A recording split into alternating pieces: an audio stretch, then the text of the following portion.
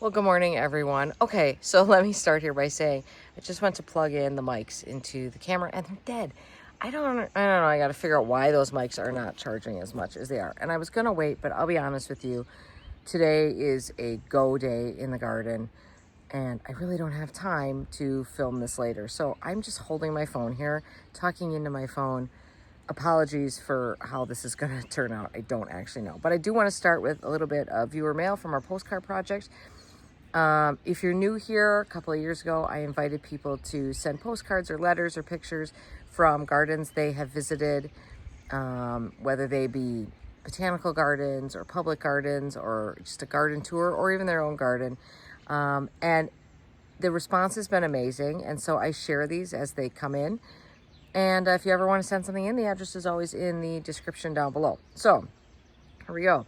Hello from not so far away. This is Lilacia Park in Lombard, Illinois. I can't believe I haven't heard of this before. Great Lilac Fest. Visited this year with my mom and sister, saw the postcard and thought of you. Love your channel. Thanks for all the helpful info. This is Candy in Orland Park, Illinois. Thank you so much, Candy. Look at that. Very beautiful. Those are all tulips and lilacs in there. I've never been to any like lilac festival. I know there's a lot around. I can only imagine that the air just is redolent with that beautiful lilac smell. Okay, here is another note.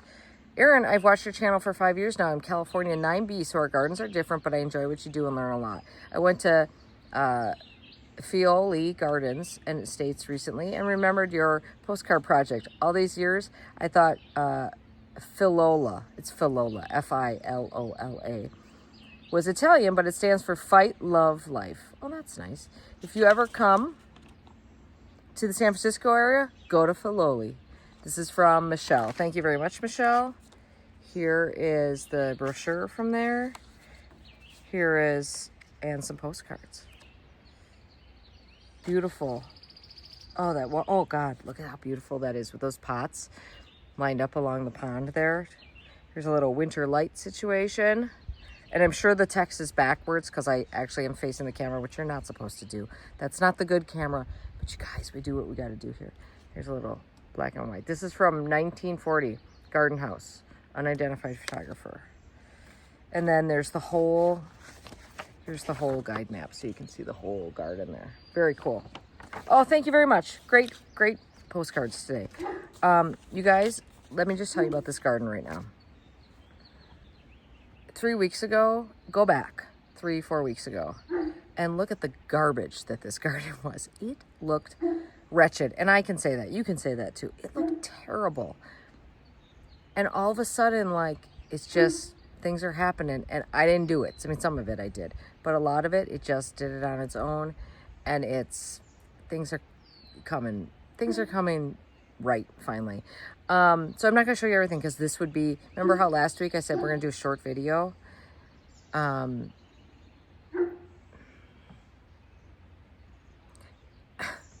He said last week we're going to do a short video and he thinks I'm talking to somebody else. And then it was 40 minutes long. Today I'm actually going to try to make this a short video because if I spend a lot of time looking at everything, it's going to take forever. So let me turn you around here. Well, I'll just start here on the deck.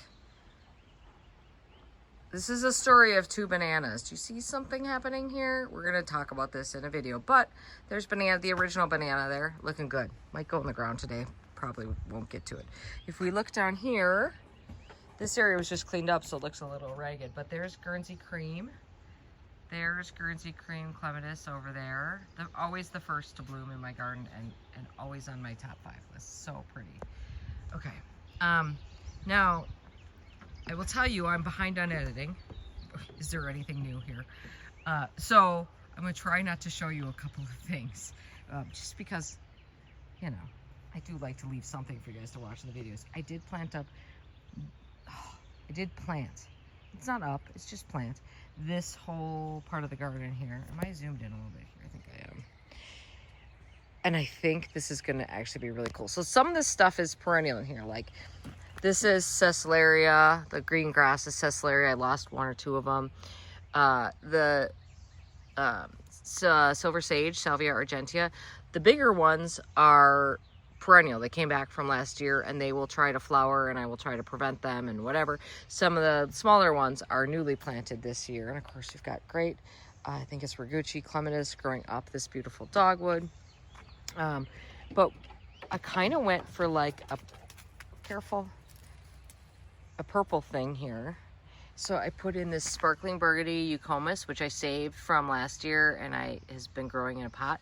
Put that in. Put in a little bit of black mondo grass.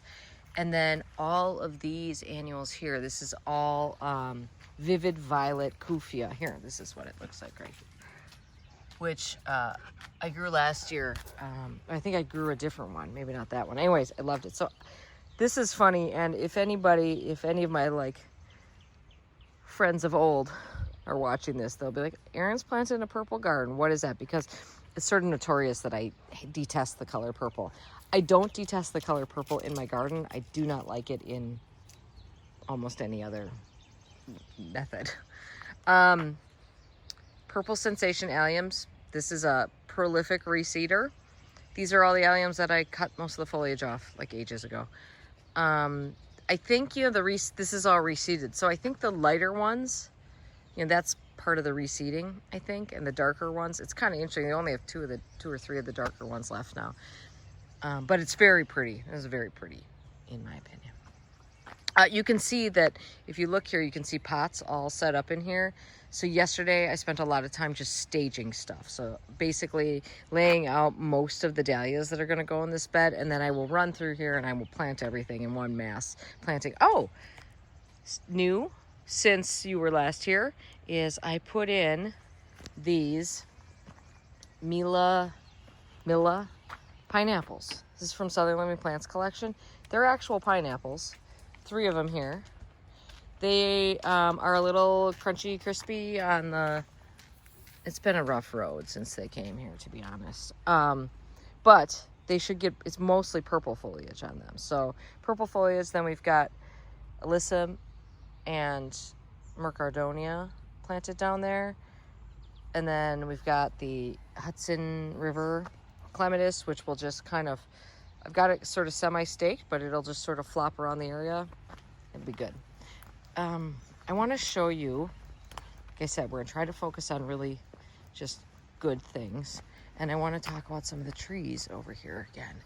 Because I think I showed you the new growth that these Cupricina, I couldn't remember the name last time, Norway spruces are putting on. But look at how it's all, like, I can't believe how fluffed out they are now. I just, whatever it is about this area, Norway spruces just love it here. And these things are just putting on growth, and honestly couldn't come at a better time, to be honest. I did show you this last time too, but the clematis, if you see right there, that's the clematis that we moved. Really going gangbusters. This is Cornus moss. This is the 3rd year. So these plants are, this is their 3rd summer in the ground here, this whole tree border. And I do feel like we're experiencing like a 3rd year leap. Look, I don't remember this tree ever doing this before. This is the Swiss stone pine. This is, I think it's called Twister. Oh my gosh. Look at how stunningly gorgeous this is. Now, I don't fully know what's happening here. I think those are all individual cones. Someone's going to correct me, and please do. So this, you know, these are the candles here, but I think these are cones. I don't know. All I know is that is stunningly gorgeous. And I don't remember this happening any other year. So maybe it's finally comfortable enough here that it's doing some growing.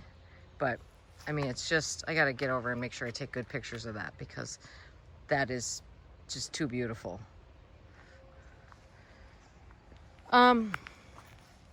This is Midnight Sun Weigela. So these are the flowers of Midnight Sun Weigela. We don't grow it for the flowers, we grow it for the foliage, but it does get kind of pink ones on it. So the foliage has not started turning color yet. If you remember the first time I planted this, I was like, these are the wrong Weigelas. Well, they get that color in time. Glow Girl, Spirea, looking great. Do you guys see all the thistles coming up through here? We just went through here and weeded this, I would say a month ago. pulled out every single thistle in here, and look at how big some of them are. It's cocoa bananas. Okay, let's talk about this. If you follow me on Instagram, you saw this happen. Here is a pot, and maybe you can see that I have wrapped it in saran wrap. So I'll put the picture up on the screen. But basically what happened was Amazon's van backed straight into it and hit it so hard. I mean, these are like fiber stone planters. Hit it so hard it knocked it right off its feet. Cracked the whole pot. I mean, this whole, so from over here all the way over there, like a third of the pot is gone. And then stood the planter back up again with the chunks on the ground. So basically, as a temporary repair, we put the pieces back on and put saran wrap around it just until we get something sorted. You can see I've already got new pots. I did file a claim with Amazon. Based on what people are telling me, I'm actually like a little bit hopeful that... Really, Darwin? Sorry about that. I'm actually a little bit hopeful that we might actually get some satisfaction out of this, but we'll see. But anyway, I couldn't sit around, obviously. And of course, that would happen to a matching pair. Is that not always the way things go? Anyway, saran wrap is actually working really well. So, but you can, I mean, some people asked about fixing it, but I'll tell you guys, like, well, first of all, here, this is the inside of the replacement pot that I've already purchased. This is,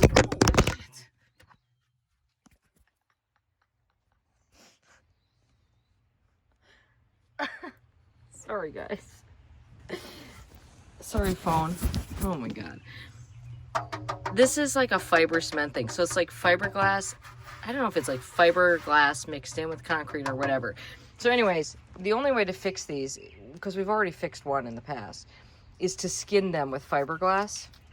You can't just like glue the pieces back together, especially when it's like a third of the pot is gone.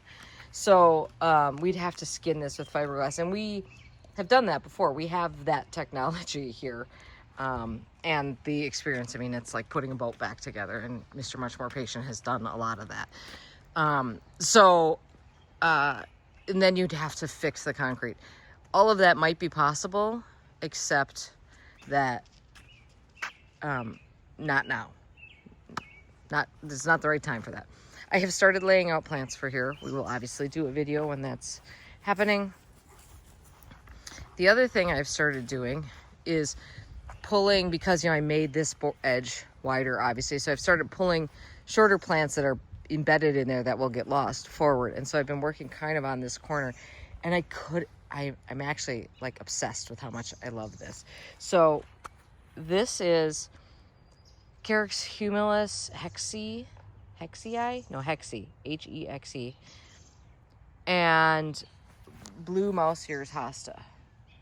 And I had a little bit of that in there, but I sort of stretched it out a little bit and then pulled more blue mouse ears forward. Do not sleep on blue mouse ears as a ground cover, you guys. I think it's pretty good. So so I've kind of stretched that combination this way, and then I had some of these really pretty Japanese painted ferns. I don't know which one this is, but it's purple versus like this to me is like the regular one, whichever one that is. But look at the purple. You look at them together. I mean, they're all beautiful, but I mean, the purple is really cool. So anyway, so I pulled those forward. There's some sweet woodruff and stuff in there too. And then I kind of stretched that out a little bit. So anyway, all those plants were farther, well, not all of them, but some of them were sort of farther back. So they would have gotten lost if I had left them there. So I'm trying to pull the short stuff forward to fill up this front edge. This hosta is like a total ground cover hosta. It just keeps spreading. I'm not opposed to it. It's quite interesting. I've not seen hostas do that before, really. Speaking of hostas, I want to pay a little attention here to dark shadows, which is one of my, I love that hosta. So it's this one right here. Behind it, we got Aurelia Sun King, which is such a great plant. I actually bought another one of those this year because I thought I might have lost one. I have one here, one right there. So I think maybe I'll put perhaps a third one back in there to complete the triangle. But anyway, Dark Shadows. I think that's a great looking hosta. I like that one quite a bit. Let me try to get you back to no zoom. Okay. Also shared on Instagram. Well, this shouldn't be here, but let me move this piece. Found this piece of driftwood on the beach, actually a week ago, right after I filmed last week's recap video. And isn't that cool? So like I do with a lot of driftwood, I stick it in the garden. So I stuck that in the garden, and there is a Niobe clematis growing here. So I'm just kind of sticking the Niobe up through this, and I'm hoping the Niobe kind of scrambles on it. Even if it doesn't, I still think it's a cool piece. But anyway, yeah, found that on the beach last week, so that was cool.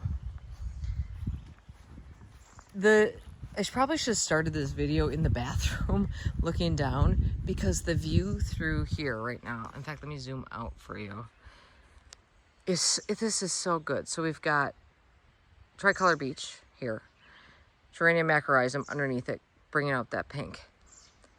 I think actually, guys, last week I said this was prairie fire. I think this might be coral burst, crabapple. Through there we've got orium, through there, but the crabapple is just looking absolutely beautiful up there. This garden, other than the fact that I need to just trim up the edge a touch, is pretty good. You can see that I've already mulched it and stuff with the pine straw. I do have to add in, I've got some dahlias staged in here, add those in, and then a few annuals that I'm going to stick in here. But otherwise, this bed is looking great. Here is the same, I shared this clematis with you last week, but we are looking at it again because it is that beautiful. Clematis compacta, purpurea compacta, recta, clematis recta, purpurea. I might have the words in the wrong order, but they're all in the name, compacta. And it is working on doing some flowers, but I just think that thing is glorious. And here's a little zoom in of the crabapple there. Really pretty.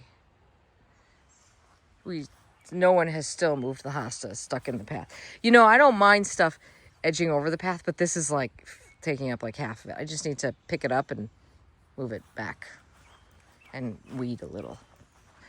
Glow girls. Jeez Louise, are they happy right there. Brunnera still blooming. I'm kind of repeating some of the things from last week, so. Oh, got a little, not too bad. There's not too many thistles over here. The thistle situation, it's just wretched. Okay, we got to get over here because, let me put you back onto regular zoom, because we need to appreciate one final time the flowers on the royal raindrops. Crab apples at the back. I said to Mr. Much More Patient, I said, have you seen the crab apples in the vegetable garden? He goes, no, I haven't.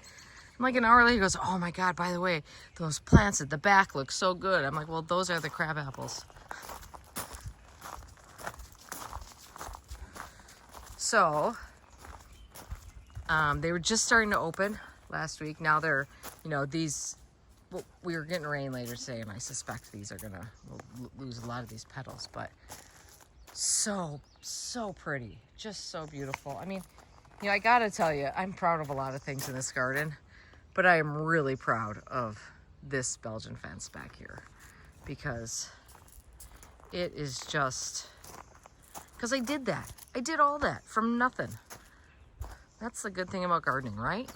Sometimes you get a win and it's just really, really a good one. So pretty. And I really think that Royal Raindrops was a really good pick for this too. Because first of all, I think it's blooming prolifically. And I think that dark foliage helps you see the outline of this. We gotta keep working on these guys to get this.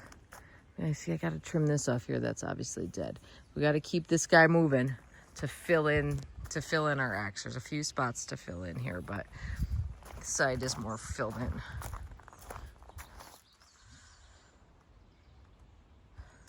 I mentioned last last week at the end of the video that we had stained these.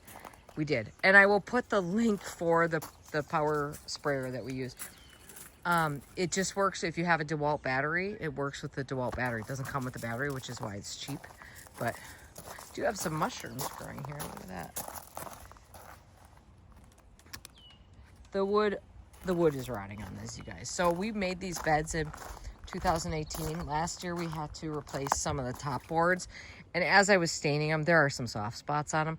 But it doesn't matter if they're soft spots as long as they hang together, right? I mean, that's sort of my theory on this. So, you know, where are we at? So 2018. So we're at 7 years now, you know? Until they start literally crumbling. And honestly, I don't know what, you know, the only thing that if I were replacing beds with, and I had unlimited money and access to craftsmen, I would do, like, imagine raised beds made out of like lengths of stone, like blue stone cut into the shape of like a 4x4, 4x6, whatever. Because you know what? That bed's never gonna rot. Okay, keep her moving. I had to take for some reason, when I redid the drip in this clematis container over here, I didn't put a turn-off valve on it. That one has a turn-off valve. This one doesn't. I was like, these clematis are not growing as well as they should. Well, it's soaking wet in there. They're getting way too much water, so I had to get the water, turn the water off from there. 3 years ago, or 2 years ago, I planted, this is a Bloomables lilac. And look at how beautiful this thing is. I mean, I really want to cut some flowers. Okay, I'm going to say it doesn't have much of a scent. That's unfortunate. I would like to cut some flowers from this, but I mean, it's just getting going. But look at how, I mean, gosh, that is nice looking foliage. And the flowers are beautiful. I love the white. You know, I put it right here at the end of the driveway because this is a very Midwestern thing to have a giant lilac at the end of your driveway. So I wanted that too. So that's what we did. A couple weeks ago, I did a video where I talked about Silphium terebithium. Well, this is Silphium terebithinanium, something like that. This is it starting to do its thing. I gotta get in there and get after. I think we're like really close to. It looks a little weedy, but honestly, it's not bad.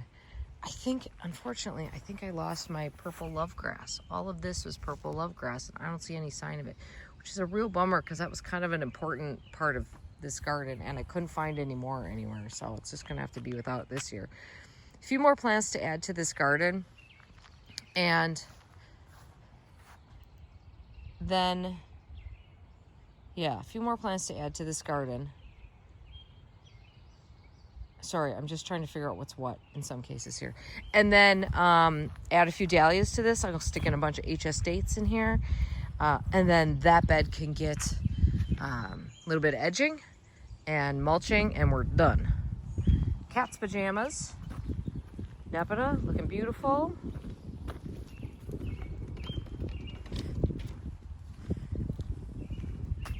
Oh, on the death list.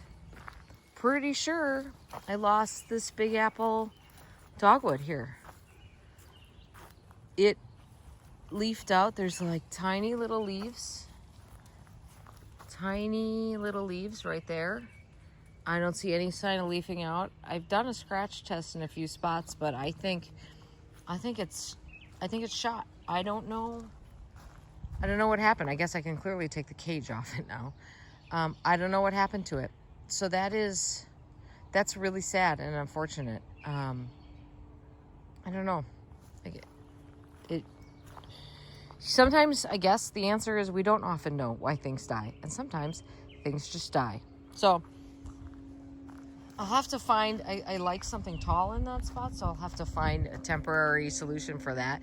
You know, I do have a bunch of castor bean growing, so maybe I could stick a couple of, castor bean right there or something to get some height.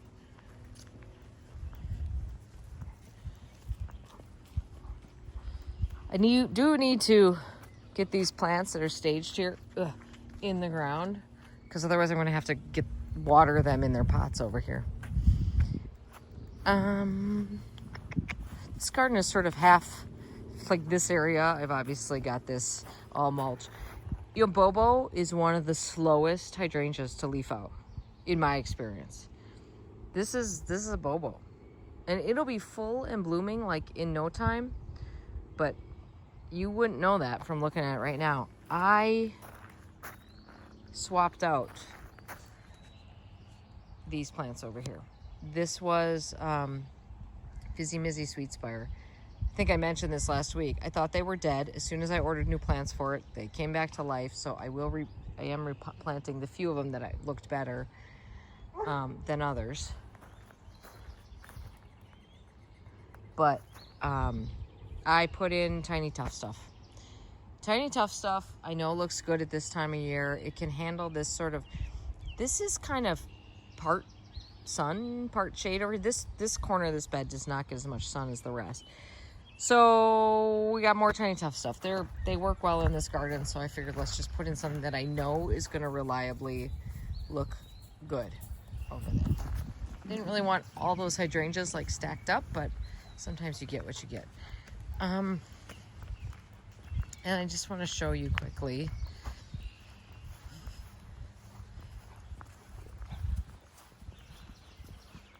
this viburnum here. This is, every year I have to rediscover what viburnum this is. This might be Cupcake or it might be Shoshani, I think. Anyway, it's a plicatum type, double file type. Really, really beautiful. And it's a smaller one, obviously. I mean, Mauricia gets like 25 feet tall. So I probably do need to prune it a little bit because it's encroaching just a little bit on the pot. Can you believe, look at that. I still have the stupid orb in there all janky. I think we're going to do that pot today, so that will be fixed at some point here. But that's a pretty one. There's another one over here. It's probably the other one, whichever one of those. I bought both of them at the same time from, oopsies. Let's look this way. Avert your eyes. Look at this. Look at Moonrise leafing out. What a difference. It's actually putting on so much new growth that these branches are kind of sagging and weeping a little bit. I don't mind the look, to be honest. Really pretty. This is the other one. Check this out. I'm gonna get the sun out of your eyeballs here. Isn't it beautiful? I love a viburnum. I'm a total, and I love the plicatum type of viburnums. So beautiful. Have we talked about the climbing hydrangea? They're all budded up. I mean, you can see all the flowers on it. The foliage is looking good. Everything about the climbing hydrangea this year is looking just spectacular. And the other one on the tree is looking good too, so. There it is. Maybe this year it'll make it up to the pergola. Anyway, it's a good look. This is, talk about slow growing hydrangeas. This is Tiny Quickfire. What do you guys think is happening with the leaves here? That's weird, huh? They're like kind of bleached out. That looks like, I wonder if they got bleached out because they were hit with like a deer repellent or something. I don't know, that looks like something got sprayed on them, doesn't it? I'm the only one who does any spraying around here, so. Oh, and the lady's mantle here is coming into bloom. So we're like on the cusp of getting like all those beautiful chartreuse flowers. Something happened to a portion of this clematis here, and I don't know what. You can see, you know, we've got like, and this is not clematis wilt. I think there's a damaged stem at the bottom. Maybe I damaged it, maybe a rabbit or something came along, but here's Guernsey Cream. So beautiful. All right, guys, that was the quick tour. Like I said, there's so much looking good in this garden right now that if I show you everything, then, and we should do that. We will do a proper tour here. But I gotta get my mind and my garden in order before that happens. But these little tours keep you updated as to what's happening, and we get to hit these high points or the low points in some cases, like dead plants. So I hope you're having a great day in your garden. Thank you so much for watching. Thanks for coming along on these unedited garden tours. You guys are very generous about what happens on these and the foibles and the blabbering that goes on. So I certainly appreciate that. Have a good one, guys. We'll see you soon. Thanks.